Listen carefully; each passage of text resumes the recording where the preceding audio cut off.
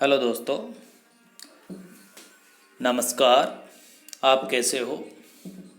आज हम worksheet number 44 का अध्ययन करने जा रहे हैं। इससे पहले हमने वर्कशीट 43 में एक नया टॉपिक स्टार्ट किया था, तत्वों का आवर्त वर्गीकरण। उसमें हमने पढ़ा था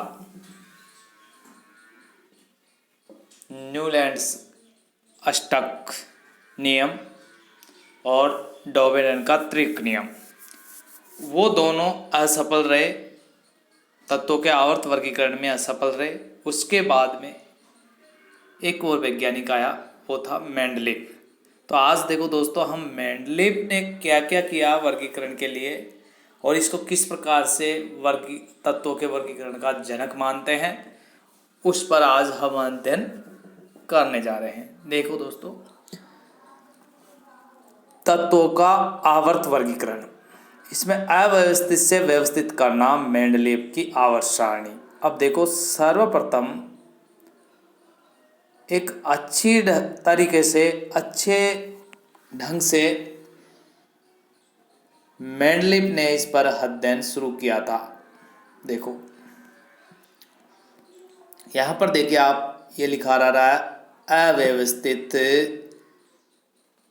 से व्यवस्थित करना मेंडलीव आवर्त सारणी। न्यूलैंड अष्टक सिद्धांत के होने के बाद कई वैज्ञानिकों ने ऐसे कई प्रतिरूपों की खोज जारी रखी जिससे तत्वों के गुणधर्मों का उनके परमाणु द्रव्यमान के साथ संबंध स्थापित हो सके।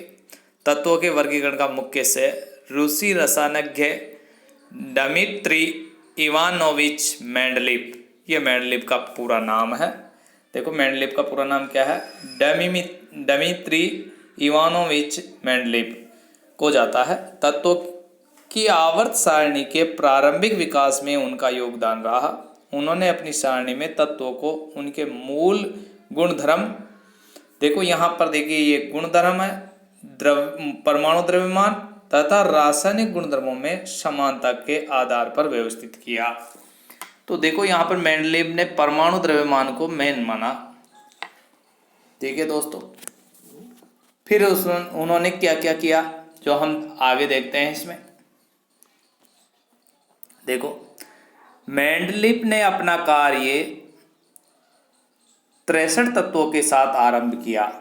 देखो बोर्ड एग्जाम में ऐसे क्वेश्चन पूछ लिए जाते हैं कि मेंडलीव ने जब अपना कार्य प्रारंभ किया था तो जब तक कितने तत्व ज्ञात हो चुके थे, तो यहाँ पर 63 तत्व है, 63 तत्व ज्ञात हो चुके थे। वहां से उसने अपना कार्य प्रारंभ किया।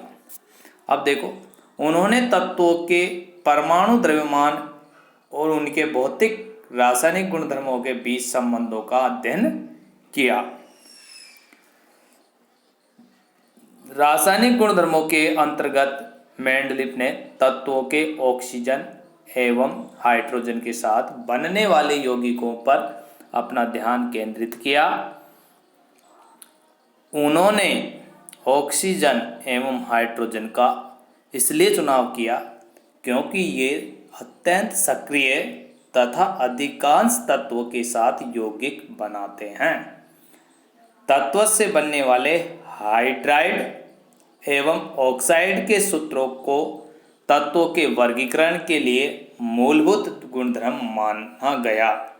समान गुणधर्म वाले तत्वों को एक साथ रखने पर उन्होंने ये पाया कि अधिकतर तत्वों को आवर्त सारणी में स्थान मिल गया तथा वे अपने परमाणु द्रव्यमान के आरोही क्रम में व्यवस्थित हो गए।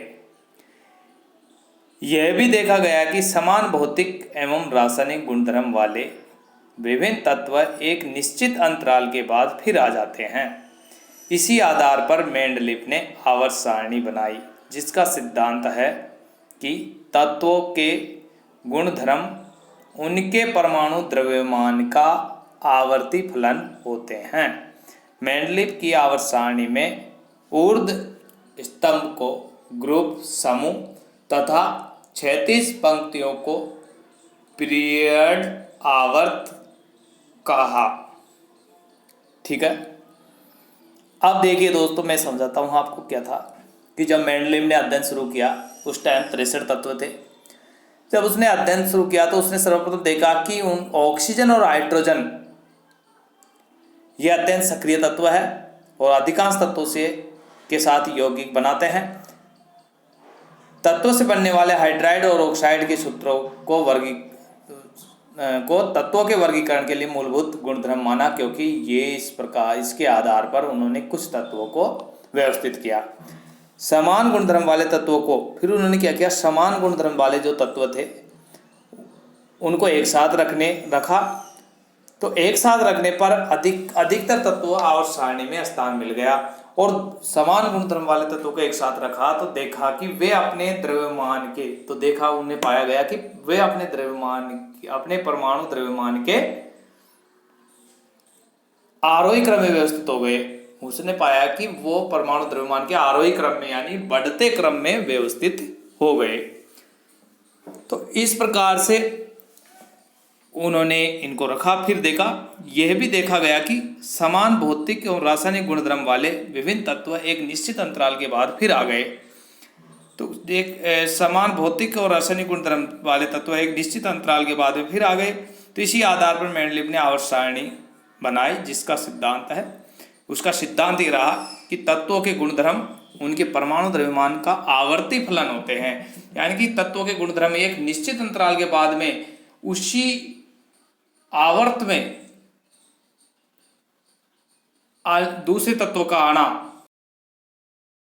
आवर्ती फलन कहलाता है।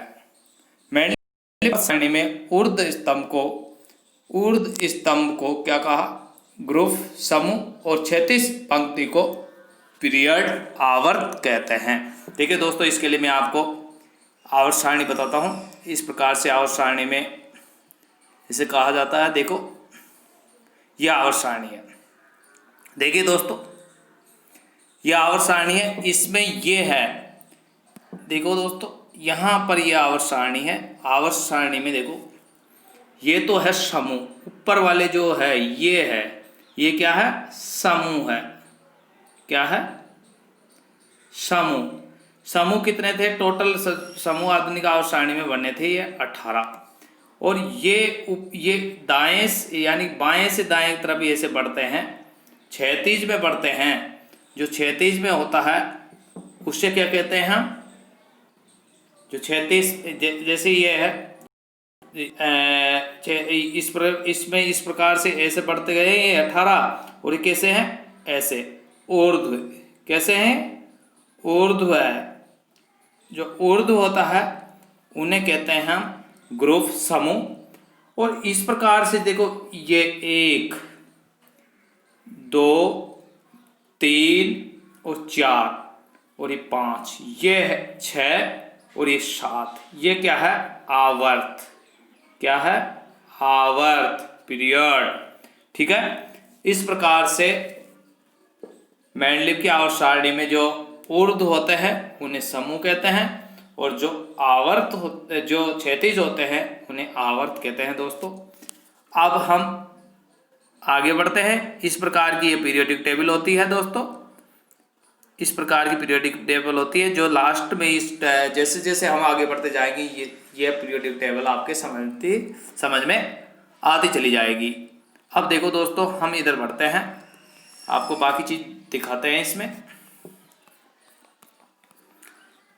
यहाँ पर देखिए आप, ये आपकी वर्कशीट है। तो यहाँ तक हम पहुँच चुके हैं। अब देखो, एक ध्यान दीजिए, पहले मेंडलीव कौन था, क्या, इसके बारे में थोड़ा सा इंट्रोडक्शन कर लेते हैं। आवर्त सारणी के जन्मदाता किसे कहते हैं, मेंडलीव को कहते हैं। याद रखना, एक क्वेश्चन आ सकता है एग्जाम में। मेंडलीव का जन्म 8 फरवरी 1834 को रूस के पश्चिमी साइबेरिया के टोलोस्क के स्थान पर में हुआ था। उनके द्वारा प्रस्तावित तत्वों की व्यवस्था को मेंडलीव की आवर्त सारणी कहा जाता है। आवर्त सारणी ने एकमेव सिद्धांत साबित हुआ। इससे नए तत्वों की खोज के लिए प्रेरणा मिली। अब देखो, यहाँ पर दोस्तों यह आवर्त फलन होता है। यहाँ पर हमने इतना पढ़ लिया। अब देखो, यहाँ पर ये दे रखा है, वो देखिए आप, कि यहाँ मैंने बताया था कि हाइड्रोजन और ऑक्सीजन इसके अध्ययन में काफ़ी सहायक हुए। तो वो किस प्रकार से हुए, देखो ये आवर्त है, इधर ये आवर्त है, ऊपर से नीचे ये क्या है, आवर्त है, क्षैतिज में होता है। और ये है ग्रुप। देखो दोस्तों मैं यहाँ बता देता हूँ आपको, ये इस प्रकार से ये है 1 2 3, ये तो है ग्रुप। ग्रुप किसे कहते हैं, ग्रुप यानी समूह। क्या है दोस्तों, ये है समूह। और ये इधर ये है जो क्या है, ये है आवर्त। क्या कहते हैं, आवर्त। अब देखो यहां पर दोस्तों मैं आपको कुछ बता रहा हूं, देखिए कि यहां पर R2O और RH, यदि ऑक्सीजन के साथ में R यानी कोई भी X तत्व ऑक्सीजन के साथ में जब सहयोग करता है तो R2O बनाता है, जैसे हाइड्रोजन ऑक्सीजन के साथ में सहयोग करता है H2O बनाता है। देखो यहाँ पर ये क्या है, देखिए दोस्तों यहाँ पर है, देखो ये हाइड्रोजन है। ओके दोस्तों मैं समझा देता हूँ। तो यहाँ पर ये देख रहा R2O, तो यहाँ पर R क्या है, मान लो हाइड्रोजन है, तो ये बन जाएगा H2O। ओके दोस्तों, इसी प्रकार से पोटेशियम है, पोटेशियम आपके वर्कशीट में दे रखा है इसका क्वेश्चन।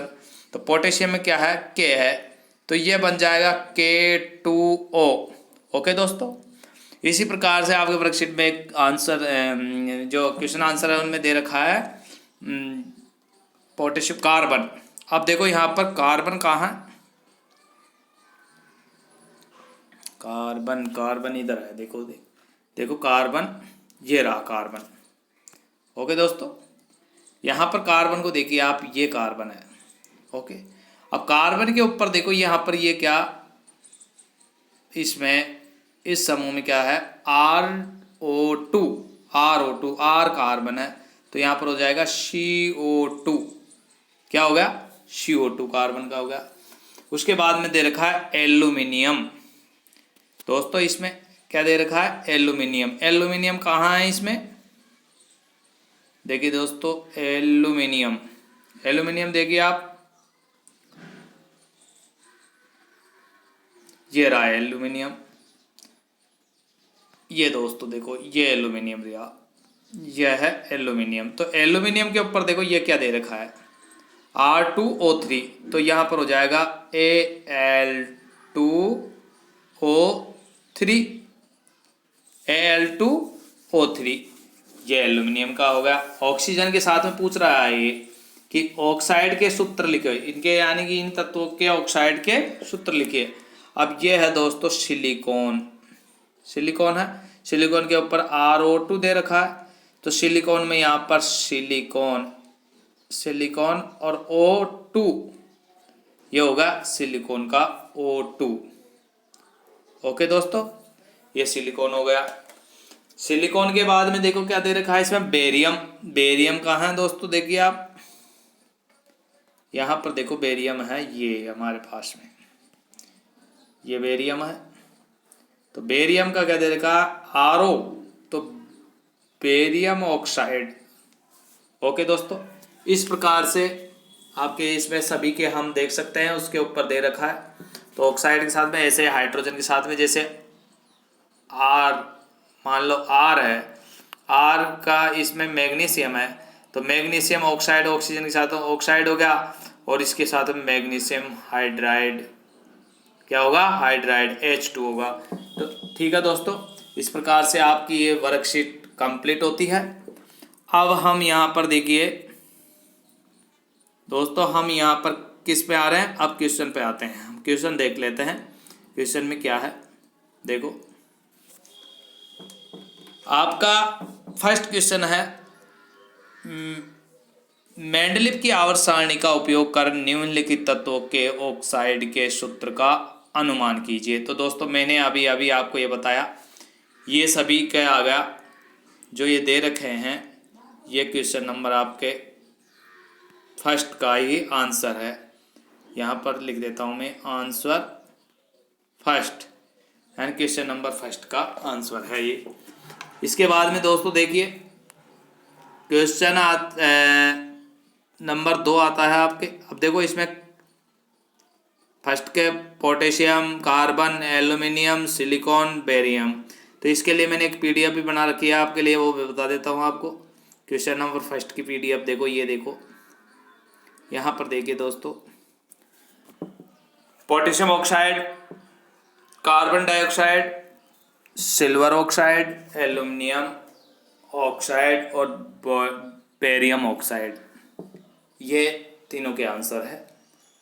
आप इसका स्क्रीनशॉट ले सकते हो, अपनी नोटबुक में नोट डाउन करते वक्त आप इस आसानी से उतार सकते हो, ठीक है। इसके बाद में देखो सेकंड क्वेश्चन है आपका, मेंडलीव द्वारा निर्मित आवर्त सारणी के नियम का आधार क्या है। तो दोस्तों यहाँ पर आपका सेकंड क्वेश्चन है, तत्वों के गुणधर्म उनके परमाणु द्रव्यमान का आवर्ती फलन होते हैं। दोस्तों यहाँ पर देखो, जो ये आपका यह आधार है उसका परमाणु द्रव्यमान, उसका आवर्ती फलन होता है। यानी परमाणु द्रव्यमान के बढ़ते क्रम में व्यवस्थित किया और फिर वो एक उसी गुणधर्म को दूसरा तत्व जो उसके नीचे आता है वो दोहराता है। तो इसमें है तत्वों के गुणधर्म उनके परमाणु द्रव्यमान का आवर्ती फलन होते हैं। ओके दोस्तों, ये उनका आधार था। थर्ड क्वेश्चन है, तीसरा क्वेश्चन है इसमें, मेंडलीव ने अपनी आवर्त सारणी तैयार करने के लिए कौन सा मापदंड अपनाया। तो उसने मापदंड अपनाया, उसने देखा गया कि समान भौतिक और रासायनिक गुणधर्म वाले विभिन्न तत्व एक निश्चित अंतराल के बाद फिर आ जाते हैं। इसी आधार पर मेंडलीव ने आवर्त सारणी बनाई, जिसका सिद्धांत ये रखा। किस प्रकार से समान गुणधर्म तत्वों के एक साथ रखने पर उन्होंने ये पाया कि अधिकतर तत्वों को आवर्त सारणी में स्थान मिल गया, वे अपने परमाणु द्रव्यमान के आरोही क्रम में व्यवस्थित हो गए। तो दोस्तों इस प्रकार से आपका थर्ड क्वेश्चन भी कंप्लीट होता है। फिर देखिए आपका फोर्थ क्वेश्चन पे पहुंचते हैं हम। फोर्थ क्वेश्चन है आपका,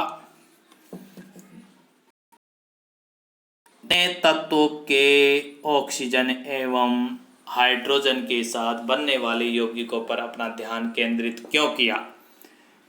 इस वजह से किया क्योंकि